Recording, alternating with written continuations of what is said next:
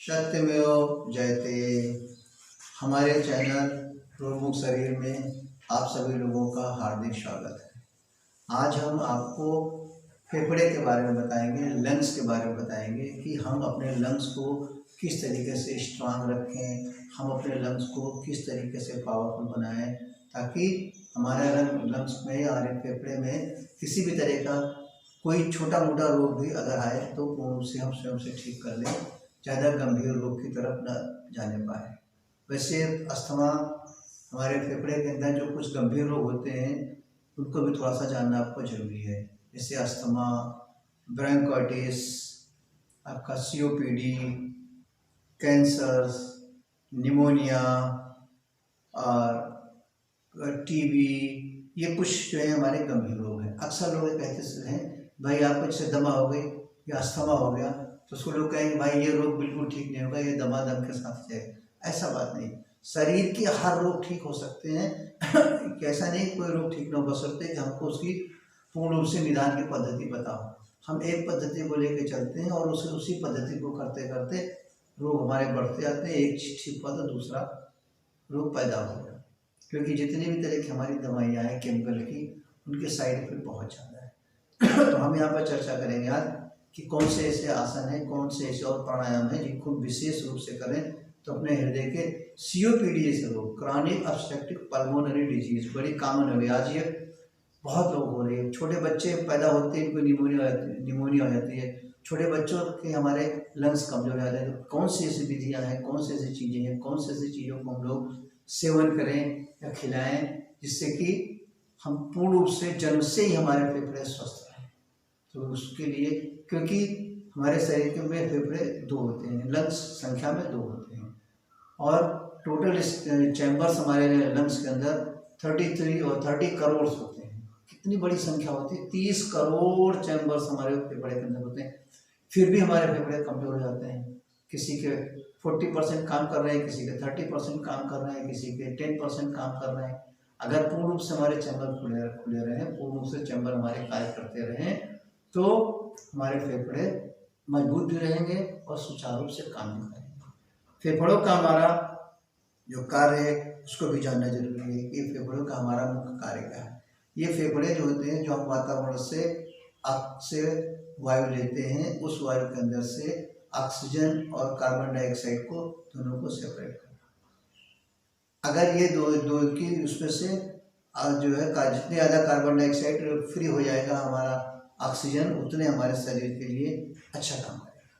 जिसमें कि अक्सर क्या होता क्या है कि फेफड़े में खराबी की वजह से, फेफड़े में रोग की वजह से, फेफड़े में किसी प्रकार का दबाव पड़ने की वजह से, किसी प्रकार के इन्फेक्शन की वजह से, इन सब चीज़ों से हमारे फेफड़े के अंदर कार्बन डाइऑक्साइड और ऑक्सीजन का जो एक्सचेंज होता है वो पूर्ण रूप से नहीं हो पाता है और ऑक्सीजन की कुछ मात्रा और कार्बन डाइऑक्साइड की कुछ मात्राएं हमारे खून में मिल करके मिल जाती हैं, जिसको कि हम कहते हैं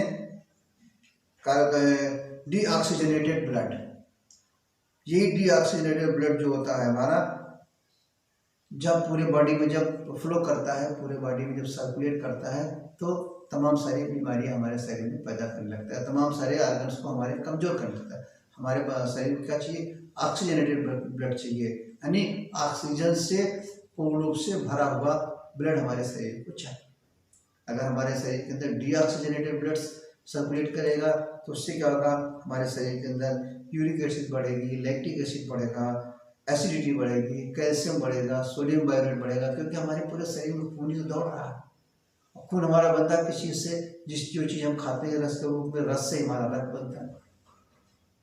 तो इन सब चीज़ों को ध्यान में रखते हुए हमारे खून को पूर्ण रूप से शुद्ध रहना चाहिए।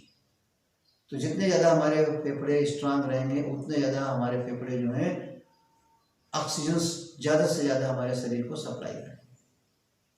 अब इन सब चीज़ों के लिए हमें क्या क्या प्रयोग करना चाहिए, क्या खाना चाहिए, कौन से आसन अच्छे हैं, कौन से व्यायाम प्राणायाम अच्छे हैं, उनको जानना जरूरी है। तो आसन में सबसे उत्तम आसन आपका है वज्रासन। वज्रासन कैसे करते हैं ध्यान दीजिए, पहले वो कई बार बता रहे फिर भी ध्यान दीजिए। वज्रासन जब करते हैं तो पंजों को पहले ऐसे सीधा कर लेते हैं और कुर्सी बना करके आराम से बैठते हैं। कभी वज्रासन में ऐसे नहीं करना चाहिए। अक्सर कभी कभी लोग उंगली को सीधा करके करते हैं जिसकी वजह से उंगलियां दुखने लगती हैं और बराबर कर नहीं पाते हैं। हो सकता है कि शुरू में अगर आप वज्रासन कर रहे हो तो पैर को फैलाने में थोड़ा सा तकलीफ आए, लेकिन धीरे धीरे करके झुकिए अपनी क्षमता के हिसाब से, धीरे झुकते झुकते झुकते झुकते 1 मिनट, आधा सेकेंड, 10 सेकेंड, 50 सेकेंड, धीरे धीरे आदत धीरे धीरे आ जाएंगे और कुछ दिन बाद धीरे धीरे आपका आदत पड़ जाएगी। शुरू में कोई मोटी गद्दी रखें, गद्दी के ऊपर आप वज्रासन करें और उसके साथ में मंडूरासन, मंडूकासन करें। मंडूकासन बिल्कुल जैसे हमने बताया, अभी बता रहा हूँ आपको, मुट्ठी को मोड़ा, नाभि पे रखा और झुक गए, एक्सेल करके और ऊपर है। इसकी आपको 5 बार कर लिए और फिर ऐसे रख करके सांस को बाहर निकाला और इसको जाकर, इन सब चीज़ों से हमारी टॉक्सिन चीज़ें निकलेंगी। और दूसरी क्रिया है, देखिए कितनी आसान क्रिया है जिनको बड़े आराम से आप कर सकते हैं, खाली आपको समझना है सही कर रहे हैं कि नहीं कर रहे हैं। अगर हम सही कर रहे हैं, हर क्रिया को अगर हम सही कर रहे हैं, सही प्राणायाम भी कर रहे हैं, सही व्यायाम भी कर रहे हैं, सही आसन भी खा रहे हैं और सही से दवा भी खा रहे हैं, फिर भी नहीं ठीक हो रहे हैं, इसका मतलब कि कहीं ना कहीं जिन चीज़ों की पूर्ण रूप से हमें जरूरत है उसकी क्वालिटी सही नहीं है। इसी चीज़ों, क्योंकि हम बीमारी का कारण जब तक नहीं जानेंगे तब तक जो है हम अपनी बीमारी से स्वयं से फाइट नहीं कर सकते हैं, स्वयं से उसका निदान नहीं कर सकते हैं, स्वयं से उसको हम दूर नहीं कर सकते हैं। वही सब चीज़ें हम पूर्ण रूप से प्रयास करते हैं आपको सही रूप में बताने के लिए, ताकि आप उस चीज़ को समझें और स्वयं से कर सकें। फिर आराम से आप बैठ जाइए सो करके, एकदम बिल्कुल आसानी से रीढ़ की हड्डी को सीधा करके, स्पाइनल कॉर्ड सेट रहे और इस करके आप इसमें जो है दूसरी किया गया है कि सांस को रोकिए,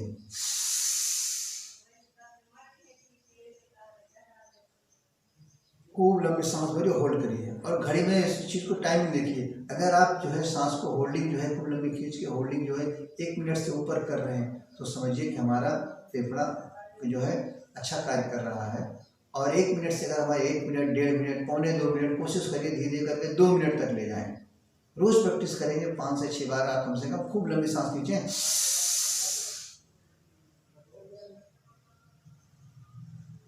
और रोकिए उसको।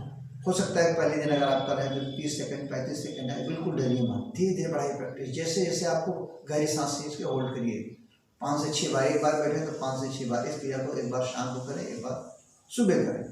आपको अपने लंग्स को स्ट्रॉन्ग करना है, ना किसी किसी देखिए मेडिसिन की जरूरत है, ना किसी आपको कोई मैकेनिकल प्रोसेस की जरूरत है।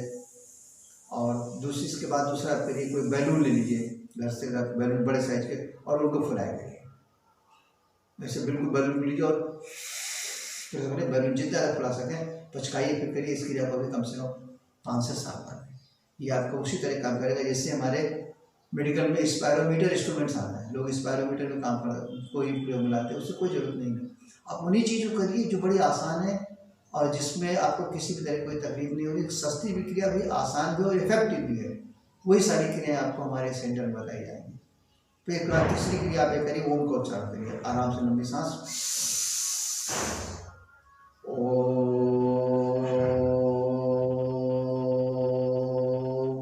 जितनी देर तक आप ओम उच्चारण करते हैं उतनी देर हमारे बॉडी के अंदर की सारी कार्बन डाइऑक्साइड बाहर निकलती है। बस कार्बन डाइऑक्साइड ही तो हमारी जो है सबसे ज्यादा मात्रा में बॉडी के अंदर होती है, जो टॉक्सिन बाहर निकलती है। इस क्रिया को कम से कम 10 से 11 बार करें। फिर इसके बाद कपालभाति, सबसे और लाभदायक हमारी कपालभाति प्राणायाम के रूप में।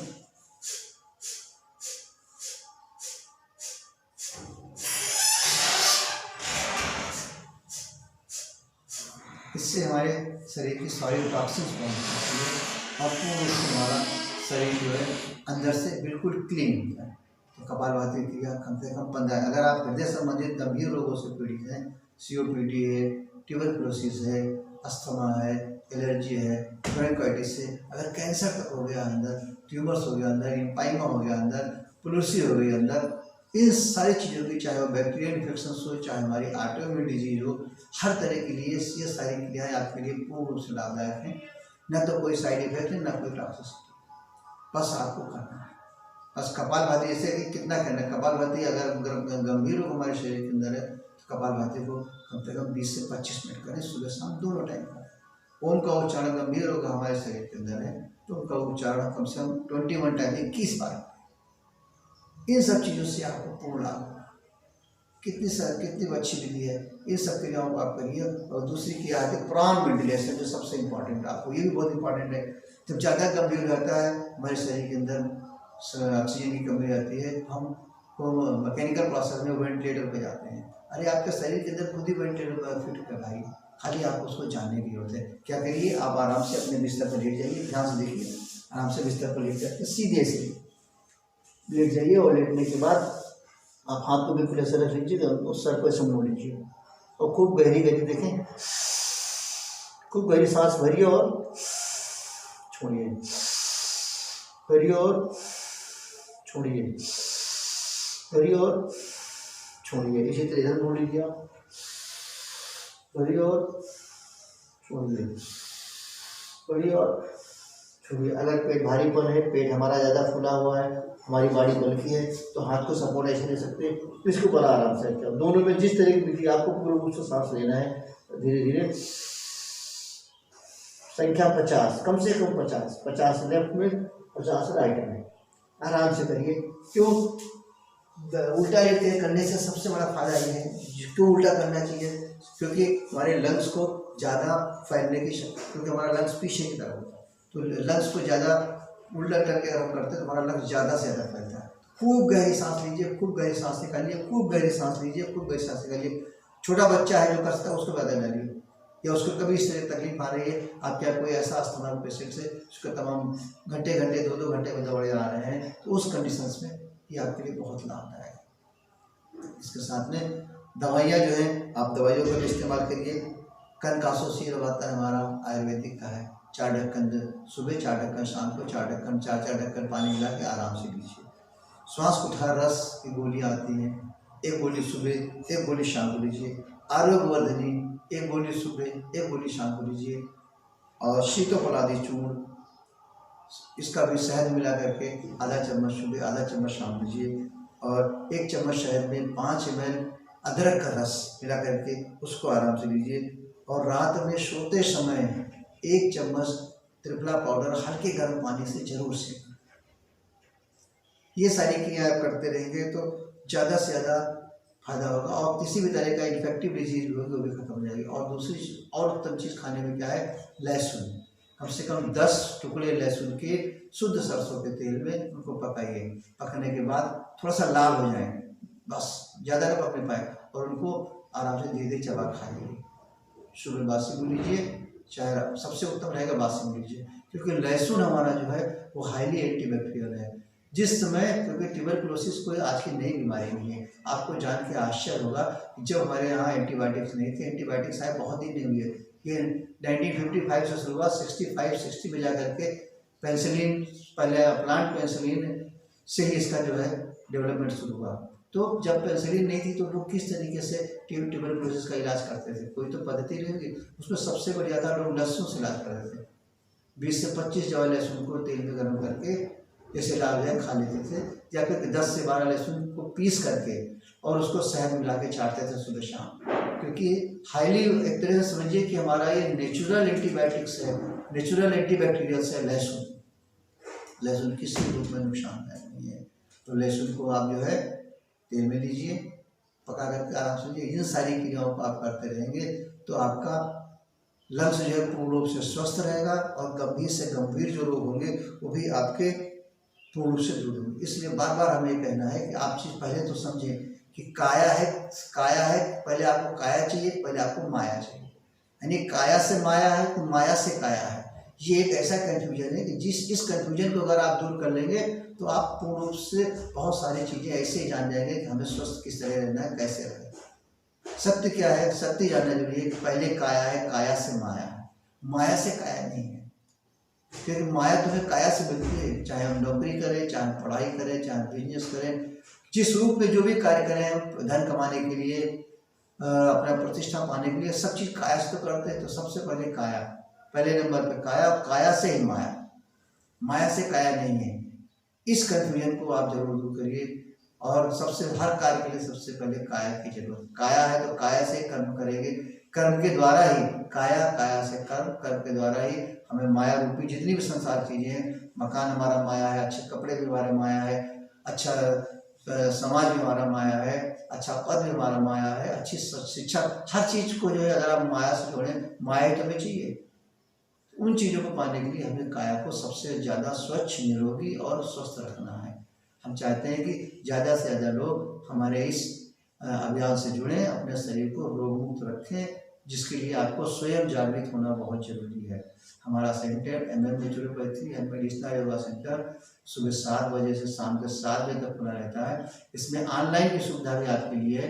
किसी भी तरह के गंभीर रोग जो अभी तक आपसे ठीक ना हुए हों, इन चीज़ों को करते हुए भी आप आयुर्वेदिक दवाइयाँ भी खा रहे हैं, आप जो है तमाम योगा भी कर रहे हैं, आसन भी कर रहे हैं, फिर भी लाभ नहीं हो रहा, आप ऑपरेशन की तरफ जा रहे हैं, या धीरे धीरे हमारा रोग गंभीर होता जा रहा है, इन सब चीज़ों का निवारण कैसे करें, उसका क्या कारण है, कारण की जानकारी और किस तरीके से निवारण की जानकारी एक बार जरूर संपर्क करें, और आपको अच्छी से अच्छी चीज़ें, अच्छी से अच्छी जानकारी दी जाएगी जो कि पूर्ण रूप से वैज्ञानिक होंगी, और किसी तरह का आपका कंफ्यूजन है वो दूर होगा, और आपके सामने आपको जो क्रियाएं कर रहे हैं उसके अंदर क्या क्या गलतियाँ कर रहे हैं, मात्रा की गलती कर रहे हैं कि क्वालिटी की गलतियाँ कर रहे हैं, वो सब चीज़ें आपको विधिवत यहाँ पे समझाई जाएंगी। शरीर से संबंधित किसी भी प्रकार के गंभीर रोग, हृदय से संबंधित हो, लीवर से संबंधित हो, ब्रेन से संबंधित हो, गुर्दे से संबंधित हो, फेफड़े से संबंधित हो, स्नायु तंत्र से संबंधित हो, बॉडी के जॉइंट से संबंधित हो, आल स्पाइनल कार्ड, रीढ़ की हड्डी में किसी प्रकार की कोई तकलीफ हो, हर प्रकार के रोग, कोशिश की जाएगी कि ज़्यादा से ज़्यादा आपको सर्जरी से बचाया जाए, ज़्यादा से ज़्यादा आपको वो लाभ दिया जाए जिसमें किसी भी तरह का साइड इफेक्ट ना हो, किसी भी तरह की टॉक्सिसिटी ना हो।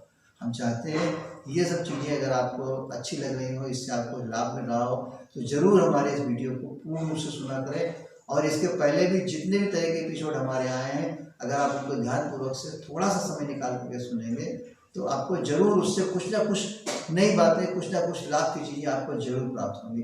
सत्यमेव जयते।